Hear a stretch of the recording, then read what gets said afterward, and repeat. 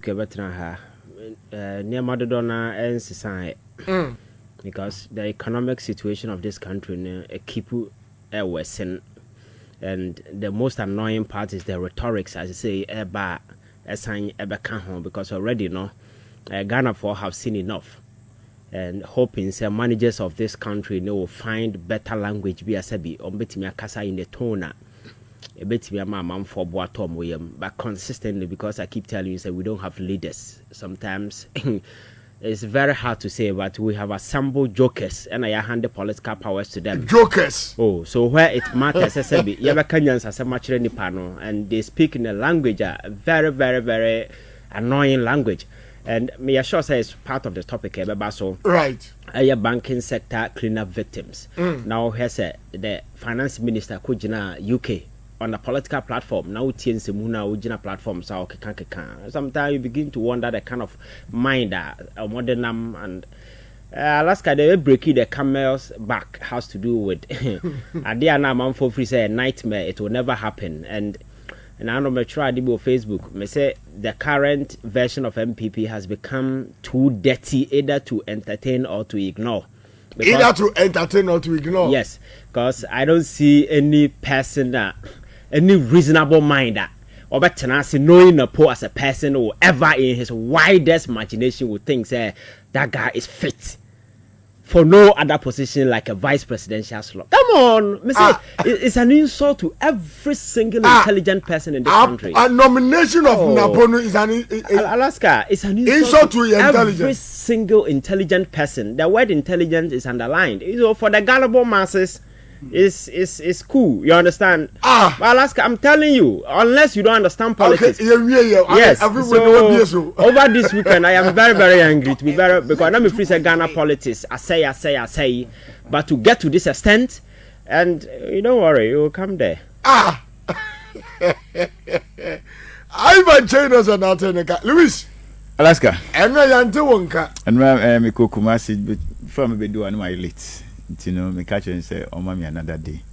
So I'm sorry for yesterday. I couldn't make it up. Right. Now, my ambitious Kasua commando, Kasua promote to say.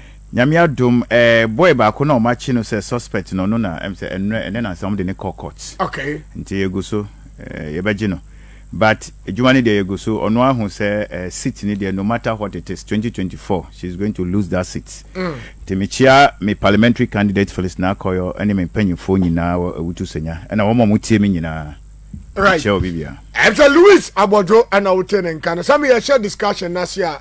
Ali do sabosi and can't also discussion no shit. I was so winya samna wan wasubi ebeboa o. Eya akwela soup. Nyabi na yefa enye unafa hwe hafa osi yankanti so udi akwala soap ayi di djuma ewo fia eboa wo emehyehe abusua ma abusua koyie ma bibia so ye kama afen so sahu na mani yare nyina say koko eye asthma say citre yare e friend diabetes enifraye enamu yare ene de en awo mu so te ne te akwala soap no so de abode friend number si na ginche mu chamidi 0243 409 862 0243 409 862 and 0540 670 646 0540 670 646 na afei yani eye alidu sabo entwetwen komo na bibia so enya kamapa emfa ema nti wie sa fena do kasa fere na to ha hana wuti yes discussion na sia meba Ivan meba sisia obiani wa bati MPP t-shirt that shop be kwakotwa ma obi foforo eti yet bi nya rally ya fa sika nya t-shirt ne fa kofiefiem ne fa t-shirt ne makrofo no mu hye na do ha o be twaba and your man one voter one t-shirt FM 92.3 Ivan Alaska Ofa na maboni ni no. Enti as it stands now yasi miraka boaje ani na so mbo na betumi aye napo entumi nye napo ebetumi aye odwan entumi nye odwan.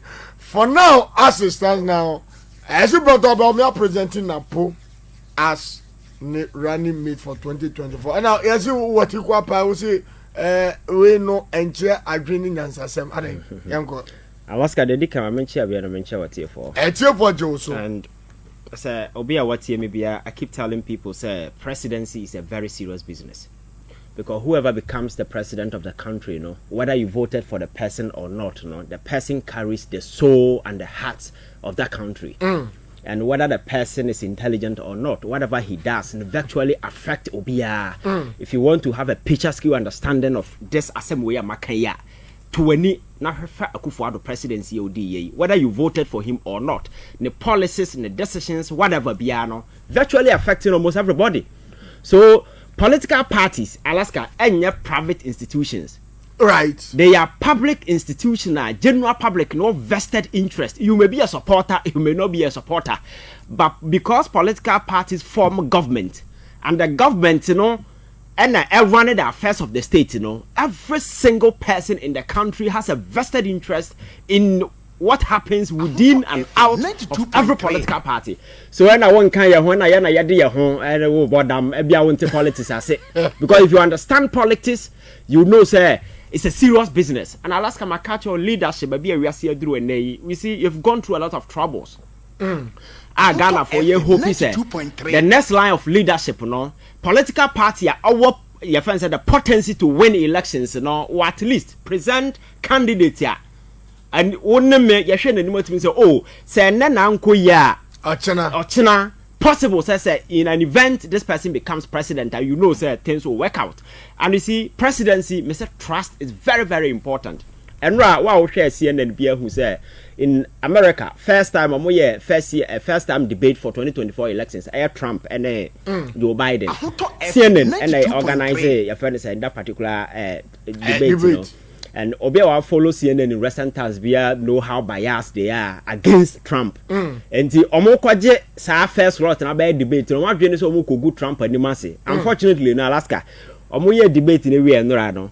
There are big Democrats that they are calling say they can't trust Joe Biden because in the cognitive impairment and more it was so apparent. Sometimes we just stage so they really me free no. I was a time I saw Ninu and I said this is my wife. Now the original 11. So when you know bro, so that's right. Yes, and the so Alaska, Eii Napo that on trust. Nipa na yadine call as a commander in chief, Can you trust that person to protect your economic right, to protect your political right, your religious, social right? So it's basic about trust. Right. And if America for free say, papa you and you boy by cognitively, who say and there are certain signs of cognitive impairment apparent. And this the actual question in summer. Or can he secure and protect the future of this country? So I bet a debater, even in big your friends a Democrat, some big people in the party are saying no, with this short term they should consider changing the candidate because of the performance and so Alaska, the American person say whoever becomes president, a serious business. And you see, let me look at the candidature of Bawumia. Bawumia, I have never sat anywhere. I can say Bawumia is an arrogant person. You can't. The only thing about me I can say, he's incompetent, he's a liar, and those kind of stuff. That's right. Bawumia is going to win elections. This is a guy who was seen as a darling boy, or partner Akufo-Addo. Emma capture political power. If you saw the euphoria in 2016, the fact that people at their need as a photo Alaska, fast forward. Yada mamuni share in sano. Quite a manner ya first run this country aground. The circumstances are follow the way and manner corruption are quite pervasive. The fact is that unemployment has skyrocketed to a level where treasury and attacks on media people then as for just a CD dollar for the first time as taking a space. But I was telling somebody recently said Bloomberg, when I make a survey in about 150 countries tracking currencies. Since 1994, they are telling us this is our worst performing your friends said downward streaker. Azumi, because in 22 conservative trading transactions, CD couldn't add a single value to it. Since 1994, this is the worst. So this is the Trump card that Bawumia Edibetche Ghana for us as a mate, just like Okan, me pese Yantua Bama as a president. So already Bawumia is battling with credibility crisis. Some people are calling him a liar. Some people are calling him incompetent. Some people are calling him a driver's mate. Some people are calling him say, "What to about man? Say what to about the Achim Kabala? They will control him and stuff." So Alaska, me as a political person, I'm a me watching the situation. You know, you might want to look at Bawumia or pick somebody sabi our credibility.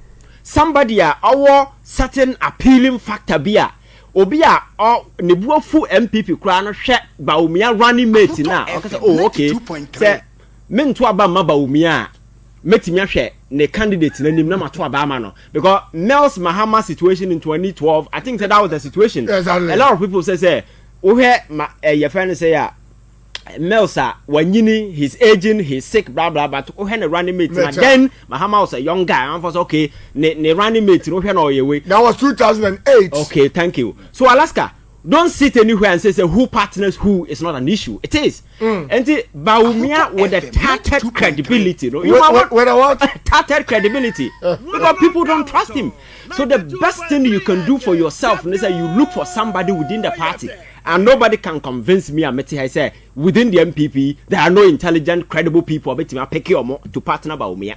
Now, Alaska, with me, then you go pick somebody who is a certified, arrogant, disrespectful, disgusting character, like your friend is saying, certified institution. Alaska, now, who's a arrogance personified. You don't need because. Okay. Abrante is not coming from Cambodia. He's not coming from China. He has been here and his public utterances. Okay. When you offer conducting as someone by a very sensitive as a panina but Kasanyan this is a guy who struggles to make sense. He struggles to make sense in his public utterances. You can track the record. All the public utterances are this guy I'm making to parliament. No, did he attempt not to turn and like you can check. So such character no yamfa ni president. And I wonder why a political party like the MPP over the years Yaka said this is an elite party. You cannot overlook the character aspect when it comes to the presidency. You can't overlook it. And somebody who is so arrogant. You see, I don't know the kind of orientation that drives some of these things. Man for the yes, I near my. One man what US Connecticut near some stroll. They enjoy the show, but my chin no small. Alaska said China making. Oh, that's you. In some be a buffunti, sometimes we don't know even how to say it. Alaska. So this is a guy. I'm a catcher say, and instances. I don't want to chronicle. Okay. But recent one has to do with your friend saying. Timetable, and that childish analysis. If it is, and is better than NDC. Is that what Ghanaians want? And that kind of facile conclusion all running into any time be about on Tibia, Casa Obekambia Casafi, Casabia no ne Amamfueko. This woman, Francis CM, on no Ghana Gas, Ghana Cylinder Company. Go and read last year. On no giddy pa and by the KC ministry, no, the same thing. At some point in time, there were reports even the deputy grand on and Kasa. Not deputy person resign. And I can sit here and tell you, so parliament is here, MPP, MPs or no multi parliament, you know, almost half or no one Kasa. I'm telling you. Wow. Now, one day there, Apia Kubi, Abakana, Joy is here. MP, your friend saying, Apia Kubi. Or say they are looking for somebody who can hold their hands and campaign. That guy cannot hold anybody's hand in parliament because he is arrogant.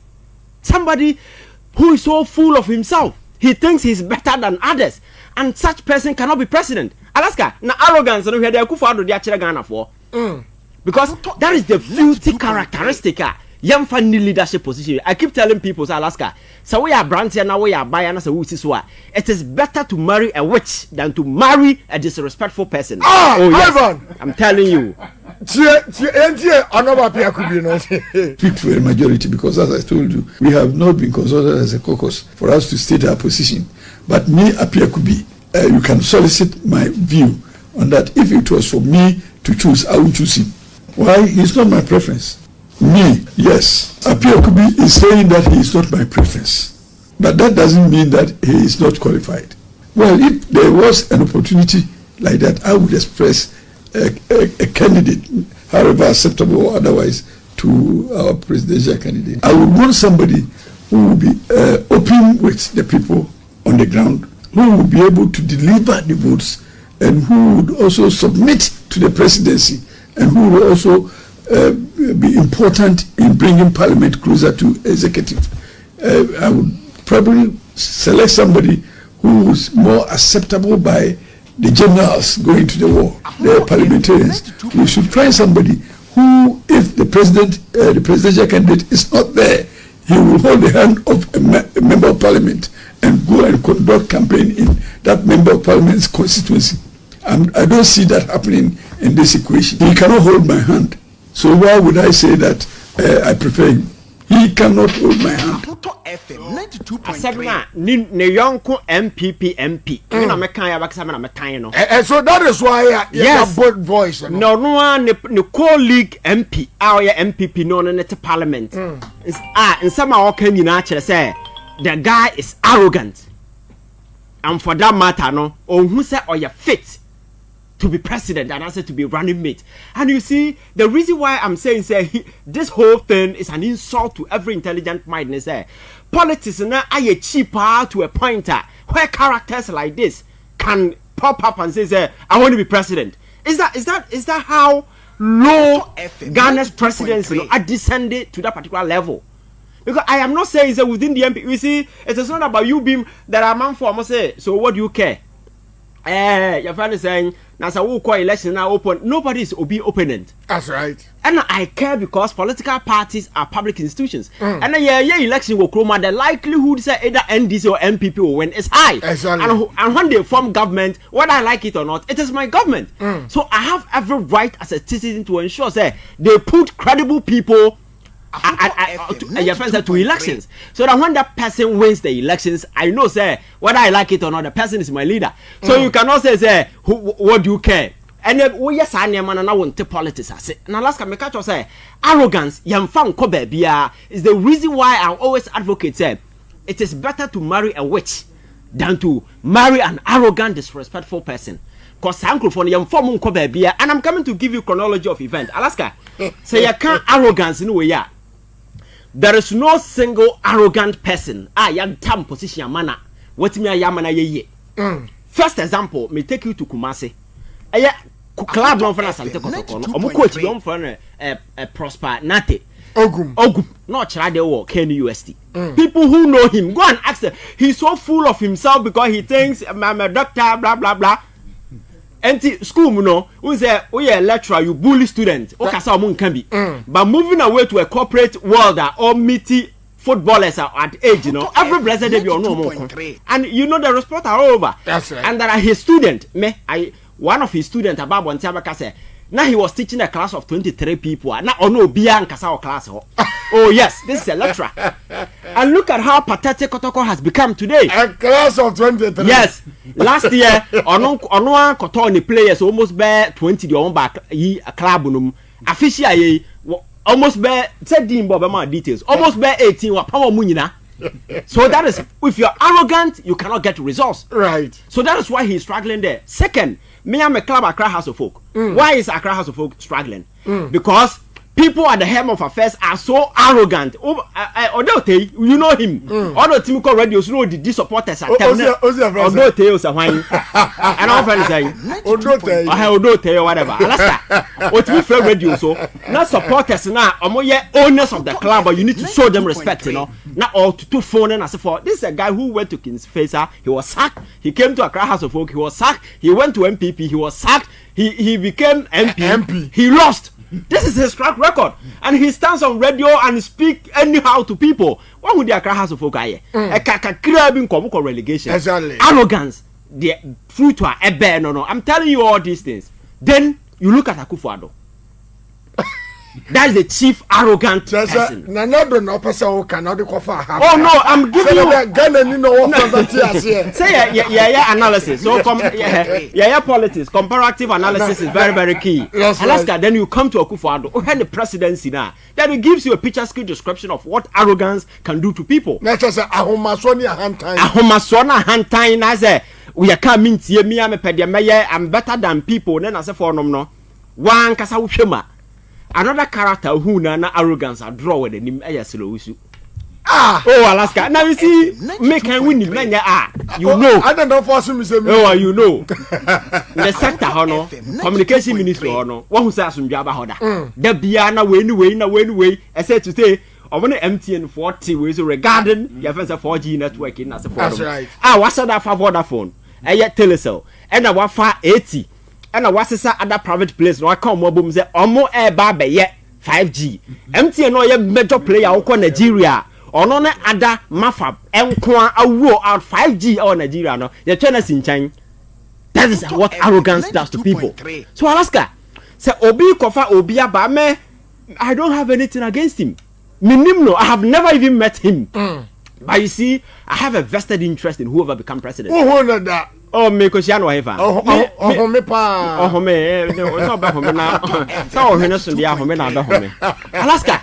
So you see, an Americano politics in one who's what's and one year careful. The last time I was telling you, Kennedy Agyapong, Nanka opportunity to be the president. Nano. Because Alan drop it free, you know, Naba me any credibility. And people are not nipa na oye ready at that time and the characteristics everything be fit for the president Kennedy Agyapong but because of our brabobia wa born and nura nuntino abrabobia born and nura bintino that is why you must be very very very careful the way a man who your politics how you conduct yourself because I don't know who you are building as we sit down sir oko duru suru ho wia na wo duru top no na man for be kai do wo ye yansa na wo duru ho I am not sure say within the MPP you can speak to about 50 people and I'm more positive news about wine.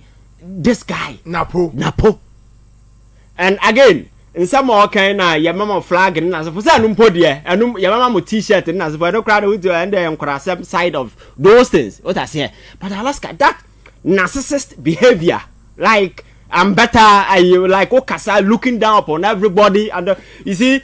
Tetano na say obi this year na me fra himfie na we say sansem hunu na yam fan ne nam sa wiase we mo na Alaska we this year ha na yakwa enti say ye tetewo na yan tetewo ye na the show team say we this year na we this year ha na question about o yakwa and na wiase no it is about what you do with yourself what I say background where you come from your tribe then as for na sabi enkrase for na go around says I mean me ya kaini media me twini media me say the very moment people start doing those things me ya this year media me ya kwuni me ya santinina they have nothing to hang on to because what here nobody cares where you come from exactly. What I know is that Alaska is a host how you do your work and this ajuman wuye ni ya I will recognize you by the work you do but where you come from is not there's none of my business what I say Alaska when you do a level now you have nothing to boast over that is when you revert to those things yes you see because when you get to a level and you have nothing to hang on that is when you see those things that is where you see those things as something about hanging on but Alaska are they about hanging on better you don't resort to those things you focus on the personal characteristics and achievements and as for one kata and you'll be proud of yourself, know where you come from, who your mother is, who your father is. Nobody cares. You understand? And then when you grow in such an environment and you think, madam, this year I am better than this, I am better than this why when there and you're my phenomenon as for now topper. You are doomed forever. Because in the world now Obama and yet this year world now Obama.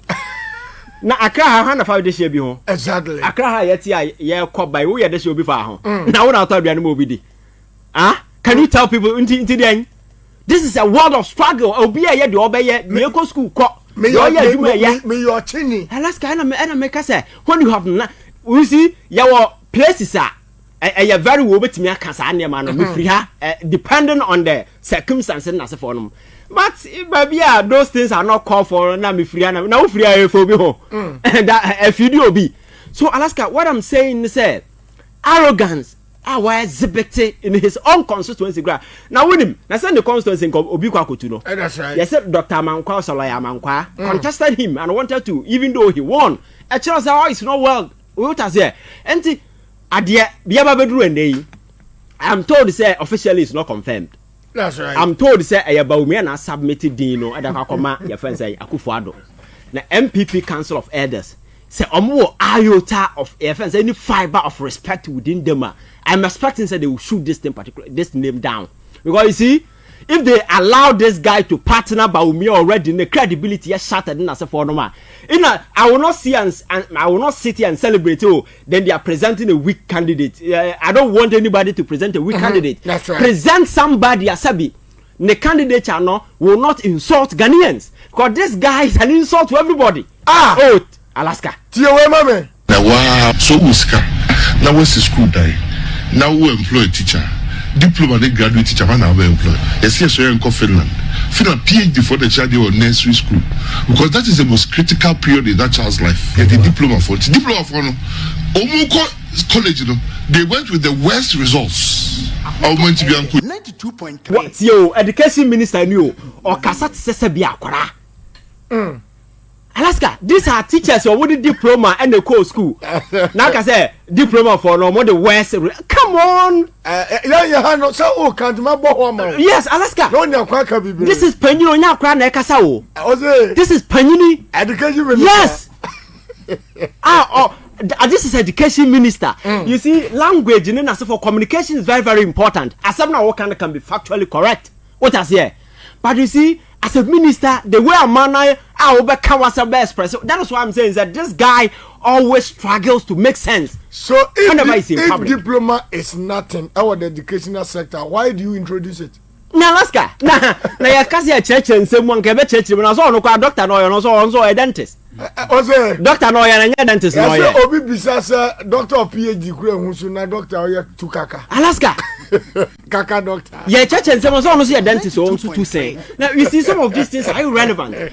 But what I'm trying to say is this is a guy every single opportunity bi obenya wa bontin bia on Kenyans asem. That's right. Every single opportunity bi obeka bia no odi amanfo atem. Every single opportunity be obenya bia whether or your ban or your bema or kakasafin and that person cannot be vice president. Right. Cannot be a running mate of a major political party or the potency and the potential to win elections in this country. Alaska, akwasi your politics not titia pansama say obia timi sorry as a medi president. Medi president I know where the na ekosu ya. Obia so medi president. Say yakasa yenesa Alaska, we will never progress because the youth of this particular country has suffered enough to get to where we are today. We want a new line of leadership for sabi nipa nindiani nyansa bi wo mumu asabi situation near bad krana or metimi aka nyansa kasa achira amanfo to navigate people through the storm. But they see what Kenya na ano. Ade na bae bill na ekoso no senka amanfo nya certain patience or more listen to wisdom and come withdraw at the time a man for expressing nka free say nipa bewu na nipa wu ye no afa na withdraw a chiro say so temperament is key, patience is key, intelligence is key. So this guy he's not fit for purpose. And I will be so much disappointed if the MPP go ahead to nominate or appoint this guy. Now, even the idea about Tim Grano is absolute nonsense. Right. I wonder why they will make such a choice. So I'm saying, in some American, you see, I've promised each of the winning on something. So it's not about so big time will be. And I said, what do you care? And I said, for political parties are public institutions, we have vested interest, and whatever that goes in that particular party concerns me because the best CBR only part of the way near. Other on your president. Yet, despite Niama Baumia than a dinner, so Pombo, your vice president. Akufo-Addo, your president. That is why we need to cause a political party should give us the best of options. They choose from. No so conduct when you of Tamo Bia the Naba say or your running mates. But I say, Ivan, Obia tweeted from KNUST. Also, someone can for Kotoko coach you no correct. Oh yes.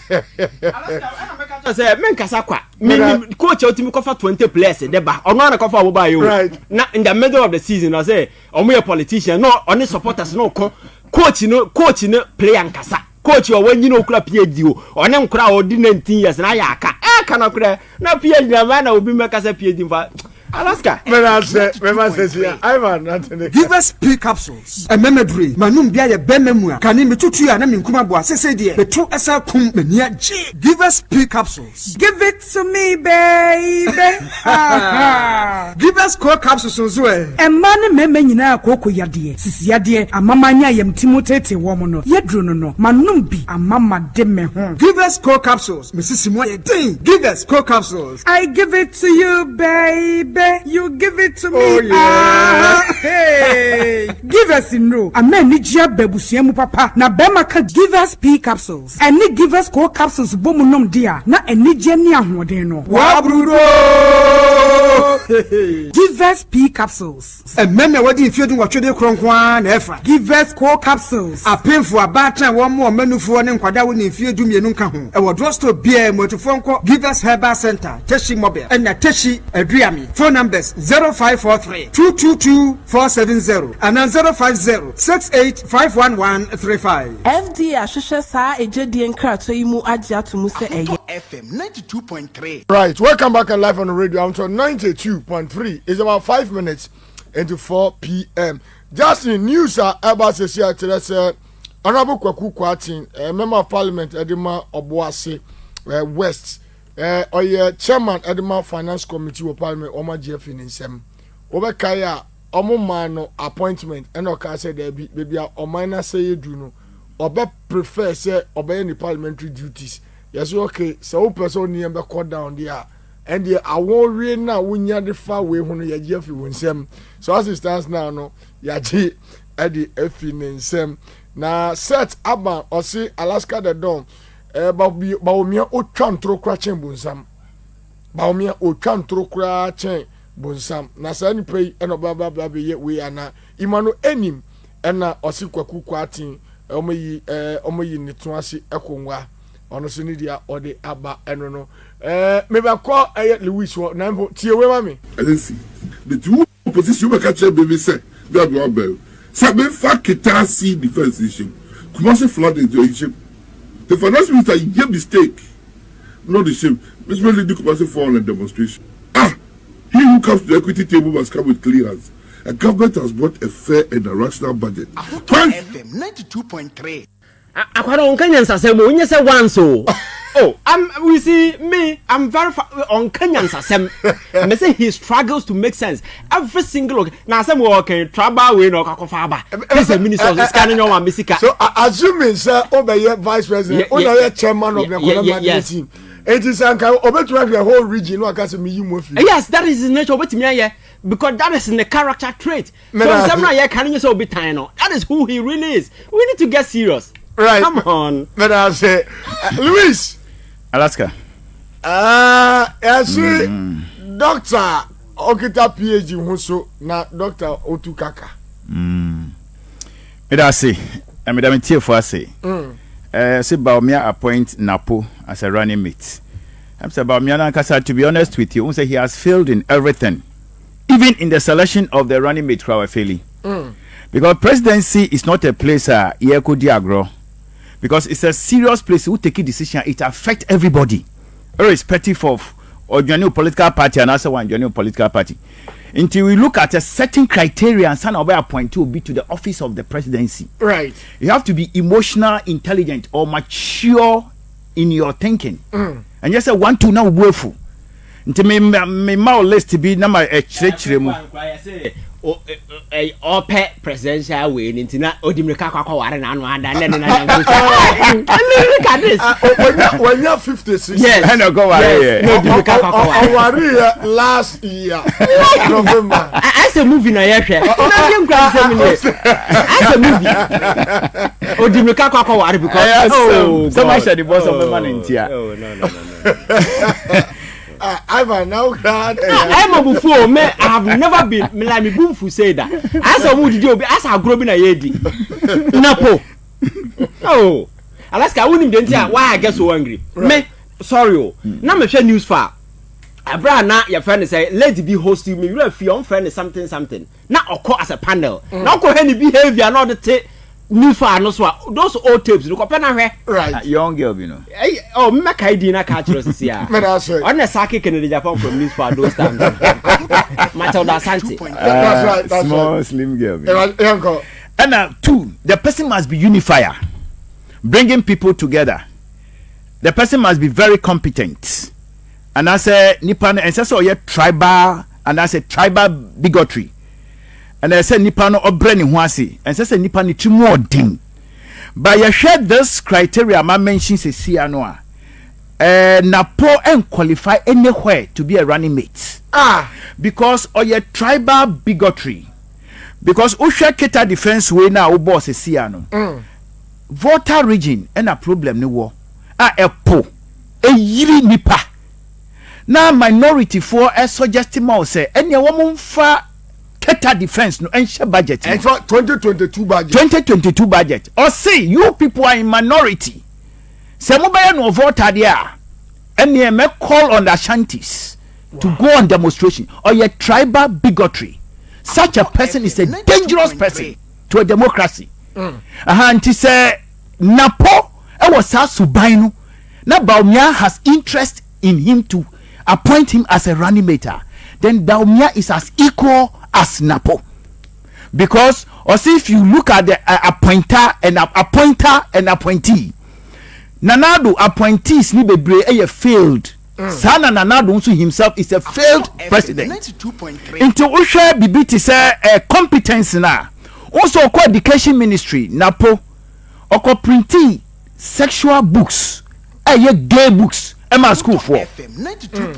Na every echi no mo kan ye no na wo draw sa book no. His time as a education minister, students no enya textbooks kosi say o free ho.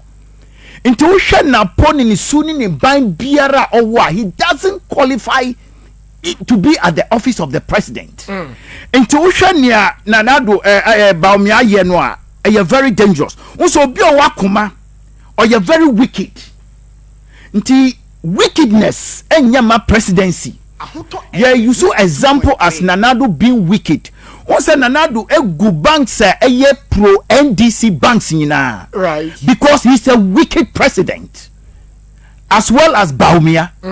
Because who share banks no good ni nyina no. Also 2016 your friend be bank capitalization. Right. Now 100 million Ghana cedis. Omo buy no mo page mo could do 400 million Ghana cedis. Serious. Yes. But in spite of all this, no certain banks are pro NDC banks. Omo bomodi raises our capital no to be in business. But do baby no or taking unwise decision, a wicked decision. On the good bank no. I am talking about the wickedness of a president. Near etumidi ba o mainu. I feel like say Nanado ye tumodin for nti ogusa bank ni nyina. Nti wo hwe Napo obi owo kuma no ni timu odin. Opeso ye tit for tat. Nti no wo hwe Napo ni subaya. Oyobi a oya ahomaso. Oyobi a onsuro awrade. Efisa wo hwe ye hwe energy sector. So he's a current energy minister. Right. Hwe nyama Mahamadi manu nyina about the energy sector. Mahama amaye 2,500 megawatts. Right. Mahama amaye tuabo gas. Mahama amaye esla ye tax omotumye generating revenue over 25 billion Ghana cedis. But ye experiencing doing so ene. Na journalists are far we no bisa say Mr. Minister, I we go through this problem of light out. Also tell the Ghanaians to go and bring their timetable. Can that man qualify to be a president? At any slight